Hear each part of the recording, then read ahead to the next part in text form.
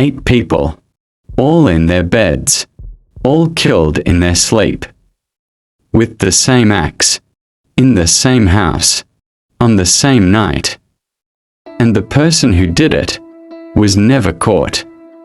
3 houses, 3 centuries of darkness. One town in Iowa that still cannot explain what happened between midnight and 5 a.m. on June 9, 1912, at 508 East 2nd Street, Villisca. One mansion at 4500 Arthur Kill Road, Staten Island, built on a foundation of murder and madness. And one rectory on Borley Road, near Long Melford in Essex, England, that the most famous ghost hunter in British history called the most haunted house in England. These are not legends. These are addresses. You can visit them. Some people do. Most of them wish they hadn't. What you are about to hear is documented, investigated, in some cases, officially confirmed. These are not campfire stories. They are case files, court records, witness testimonies, news archives. The evidence in all 3 of these cases points in one direction. That something happened in these houses. Something that did not fully leave.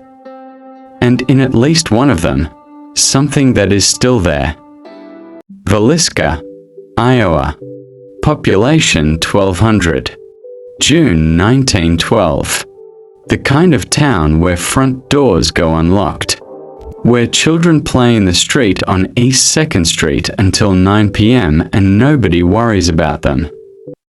The kind of town where what happened on the night of June 9th, between the hours of midnight and 5 a.m., at a white clapboard house on the corner of East 2nd Street, should have been impossible. Not just because of the violence, but because of how completely it was committed, and how completely it was never resolved. Josiah Moore was 43 years old, a respected implement dealer with an office on Main Street, Villisca. On the evening of Sunday, June 8, 1912, he attended the Children's Day program at the Presbyterian Church on 3rd Avenue with his wife Sarah and their 4 children. Herman, aged 11. Mary Catherine, aged 9. Arthur, aged 7. Paul, aged 5. 2 of the children's friends joined them for a sleepover that night. Lena Stillinger, aged 12, and Ina Stillinger, aged 8, sleeping in the downstairs guest room. 8 people under one roof. The program ended at approximately 9:30 p.m. By 10 p.m. the house was dark. By 10:30 p.m., all 8 people were asleep. None of them woke up. At approximately 7 a.m. on the morning of June 10, 1912, a neighbor named Mary Peckham, who lived directly across the street on East 2nd Street, noticed the Moore house was unusually quiet. The animals at the back of the property hadn't been fed. Every curtain was still drawn at an hour when they should have been open. She contacted Josiah Moore's brother Ross. At 8 a.m., Ross Moore arrived at 508 East 2nd Street, unlocked the front door, and went inside. He found them in their beds. All 8 of them. The faces of the children covered with their bedclothes.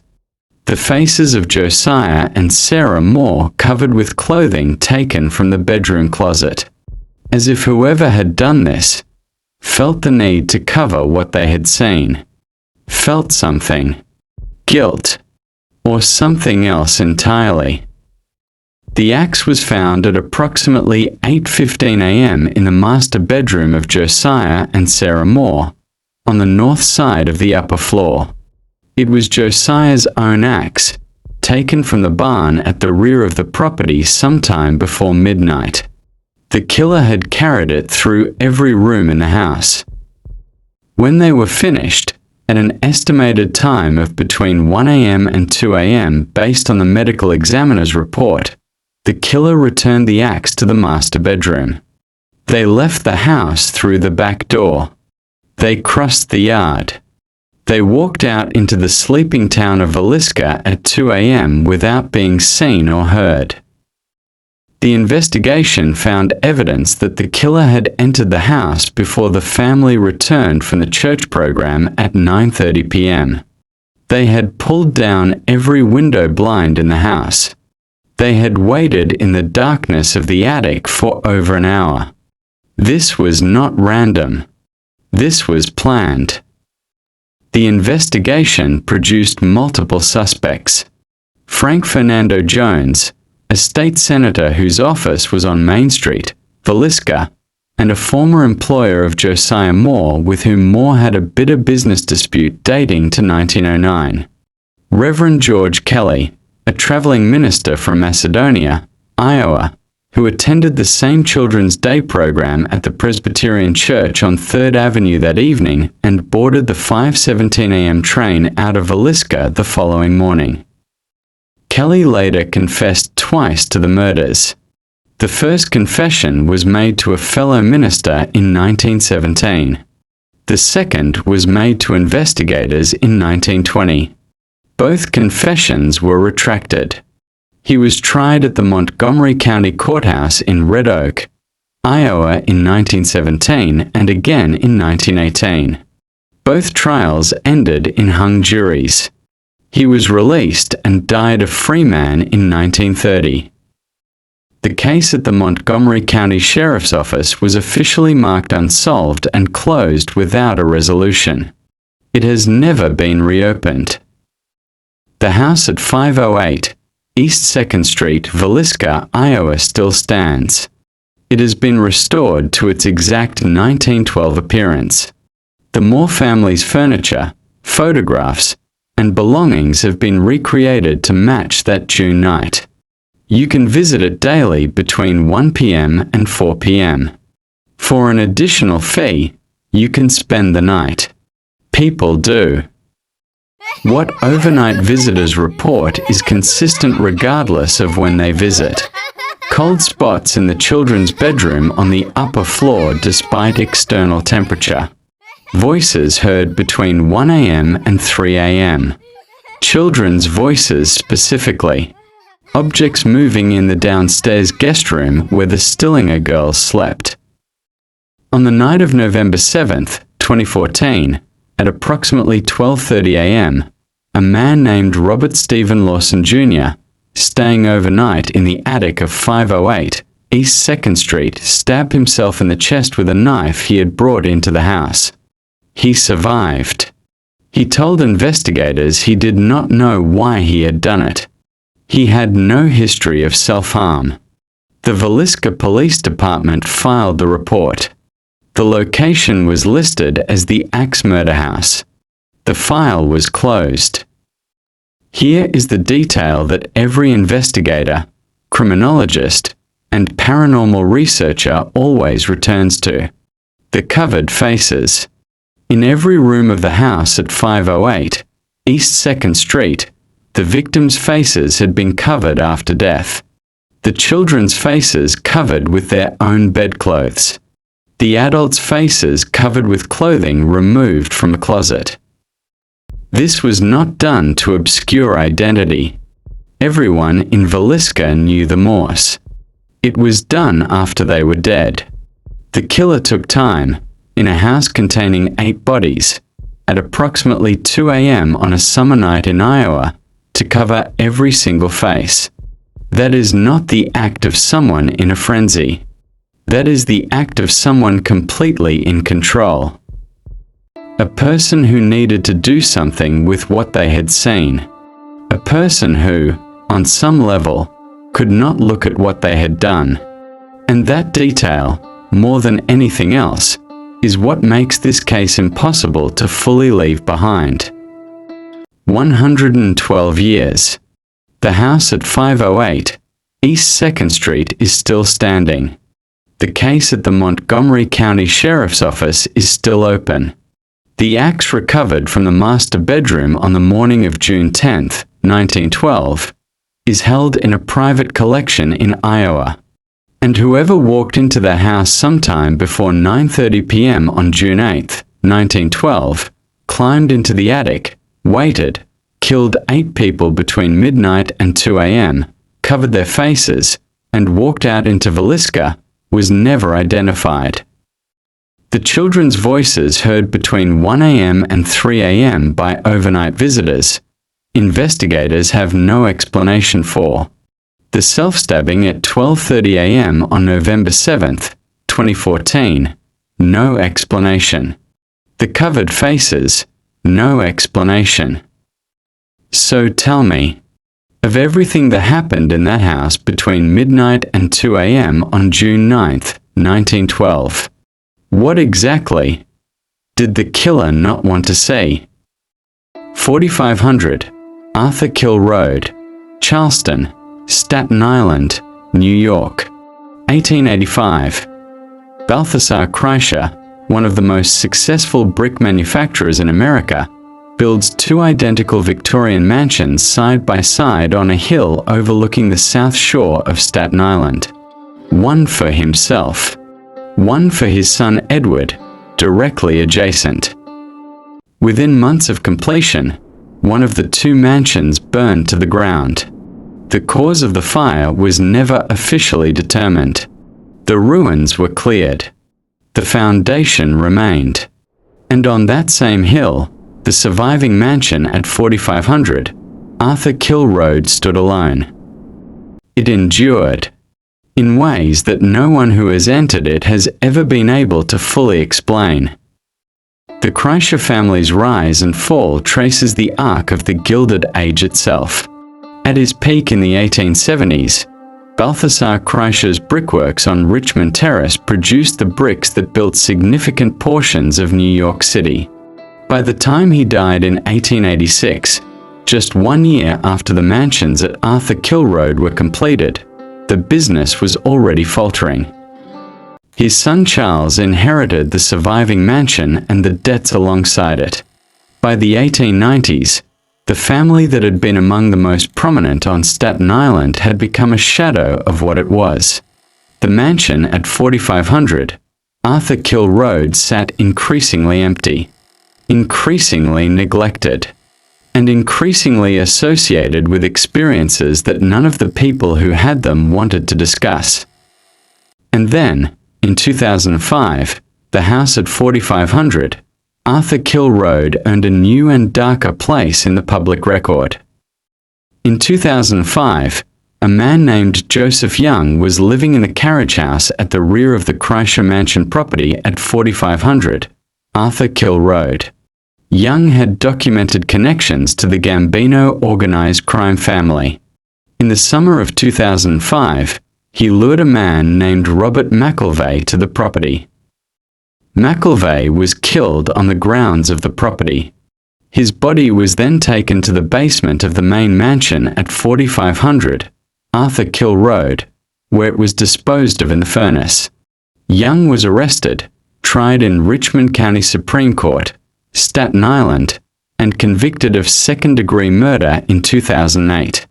He received a sentence of 20 years to life. And the mansion at 4500 Arthur Kill Road absorbed another layer of violence into its walls, as it had, apparently, done before. The 2005 murder at 4500 Arthur Kill Road was not the beginning of the mansion's dark history. Workers and residents at the property over the preceding decades reported consistent and inexplicable experiences. Feelings of being followed through the empty rooms of the upper floor.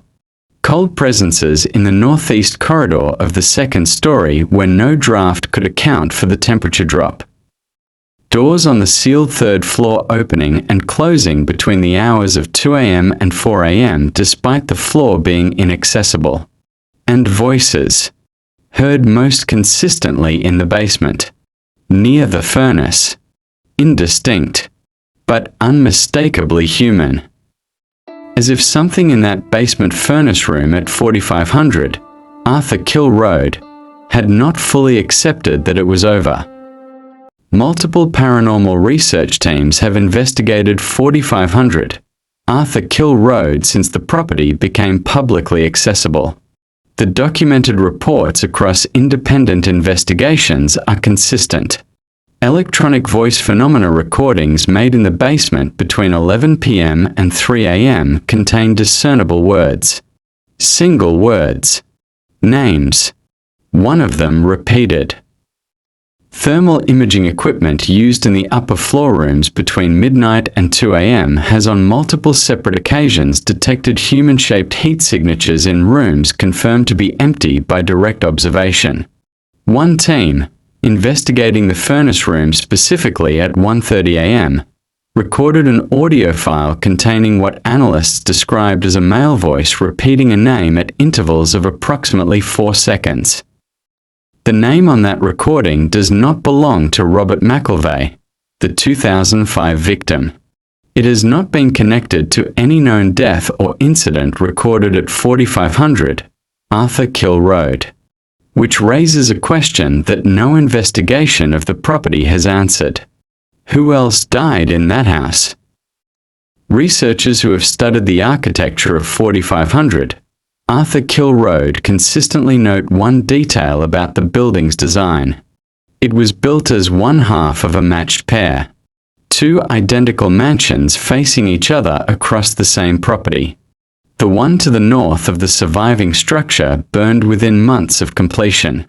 Its foundation is still visible beneath the grass approximately 40 feet north of the current building. From the north-facing windows of the surviving mansion, the surviving building appears to still be oriented toward what stood there, as if the architecture expects a presence that no longer exists. Visitors who walk the grounds between the foundation and the mansion describe a consistent sensation of being watched from the direction of the foundation, of something on the cleared ground observing them, which is now just earth, just grass, just brick outlines in the ground, and apparently, something that has not entirely accepted that it was destroyed in 1885. The mansion at 4500 Arthur Kill Road, Charleston, Staten Island has been renovated and sold multiple times since 2008. It remains one of the most visually striking Victorian buildings in New York City. The basement furnace room used by Joseph Young in the summer of 2005 is still accessible beneath the restored ground floor. The name recorded on the EVP audio file made in the basement at 1:30 a.m. by the Paranormal research team has never been identified. It has been submitted to historical records researchers. It has been cross-referenced against census records, property records, and police records associated with 4500 Arthur Kill Road. Nothing matches. So what happened at 4500 Arthur Kill Road before Joseph Young arrived in 2005? And whose name is still being spoken in that basement at 1:30 in the morning? Borley Road, Borley, near Long Melford, Essex, England. 1863. On the site of a 12th century Benedictine monastery, a Victorian rectory is constructed for the Reverend Henry Dawson Ellis Bull and his family. The building at the end of Borley Road is large, asymmetric, and ugly. Red brick. 14 rooms. Multiple chimneys visible from the lane. Corridors that connect to rooms in ways that suggest no rational architectural plan. The kind of building that feels, from the moment you turn off Borley Road and approach it, as if it was designed by someone who understood that certain kinds of darkness require certain kinds of space. The Reverend Henry Bull moves his family into the rectory on Borley Road in 1863. Within months of their arrival, the reports begin. The most persistent and consistently reported apparition at Borley Rectory is that of a nun, seen walking the grounds of the property on the south side of the building, along a specific path that runs parallel to Borley Road. The path witnesses described became so associated with the figure that it was officially named the Nun's Walk by the Bull family in the 1870s. She walks slowly, always in the same direction, east to west along the Nun's Walk on the south side of the rectory. She does not respond to being addressed. She does not turn toward anyone who calls to her. She reaches the western end of the path and simply ceases to be visible. Between 1863 and 1929, members of the Bull family, their servants, their guests, and the family's gardener, who tended the grounds on Borley Road for over a decade, all reported seeing her. The gardener eventually stopped commenting on it. A ghost walking the south path of the property had become, after enough years, simply part of the routine at Borley Rectory. The legend attached to the nun predates the Victorian rectory by several centuries. It is connected to the Benedictine monastery that stood on the Borley Road site before 1863. The legend states that in the medieval period, a monk from the Borley monastery and a nun from the Bewers convent approximately 7 miles away fell in love. They attempted to elope using a carriage at midnight. They were caught on the road between Borley and Bewers. The monk was executed. The nun was returned to the convent and bricked up alive inside the convent walls as punishment. Whether this story is historically documented is disputed by academics. What is not disputed is what was found in the cellar of the Borley Rectory building at the end of Borley Road when it was demolished in 1944. Workmen clearing the cellar of the demolished Borley Rectory in the summer of 1944 discovered human remains bricked into the cellar walls beneath the south side of the building. The remains were those of a young woman. No formal identification was ever made. On June 12, 1929, Harry Price arrived at Borley Rectory on Borley Road, Essex. Price was the most prominent psychical researcher in Britain, director of the National Laboratory of Psychical Research in London, and a man who had spent his career investigating alleged hauntings and exposing fraudulent mediums. He arrived at Borley as a skeptic. He left as something more complicated. Between June 1929 and 1938, Price documented the following at the Borley Rectory site. Unexplained footsteps in empty rooms heard between 11 p.m. and 2 a.m. Bells ringing in the disused servants' bell system in sequences with no mechanical explanation. Objects thrown by invisible forces in the library on the ground floor. Messages in pencil appearing on the walls of the first floor corridor. The apparition of the nun on the south garden path. A phantom coach and horses reported on Borley Road outside the property. And on the night of July 28, 1929, a luminous figure observed at the first floor northwest window by Harry Price and 2 independent witnesses simultaneously from the garden below. The wall writing at Borley Rectory is among the most extensively documented paranormal phenomena in British history. Between 1930 and 1935, penciled messages appeared on the walls of the first floor corridor and the east bedroom of the rectory at Borley Road. Always in pencil. Always in a handwriting that matched no resident or visitor on record. The messages were appeals. They included the phrases, "Marianne, please help me get out. I cannot rest." Prayers. The name Marianne referred to Marianne Foyster, the wife of the Reverend Lionel Foyster who occupied Borley Rectory at Borley Road between 1930 and 1935. Marianne Foyster became the focal point of the documented activity during the family's 5-year residence. Objects were thrown at her specifically in the dining room on the ground floor. She was physically displaced from her bed in the first floor bedroom at approximately 3 a.m. on multiple occasions. She attempted to respond to the wall writing by writing back in pencil beside the existing messages. and for a documented period between 1931 and 1932. The messages on the wall of the first-floor corridor responded to her responses. On the evening of March 27, 1937, at approximately 10 p.m., Harry Price conducted a planchette séance in the dining room of Borley Rectory with 2 independent witnesses. The board produced a sustained and coherent message. The communicating entity identified itself as Marie Lair, a French nun. It stated that Marie Lair had been murdered at the Borley site in the year 1667. It stated that her remains had been disposed of in the cellar of the building directly beneath the south side of the ground floor. It stated that she could not rest until a Christian burial was performed. Price documented the séance verbatim and published the transcript. He was ridiculed in several academic journals. And then on the 17th of August, 1943, 6 years and 5 months after the séance message, workmen demolishing the ruins of Borley Rectory on Borley Road broke through the cellar floor on the south side of the foundation. They found human remains exactly where the planchette had indicated in March 1937.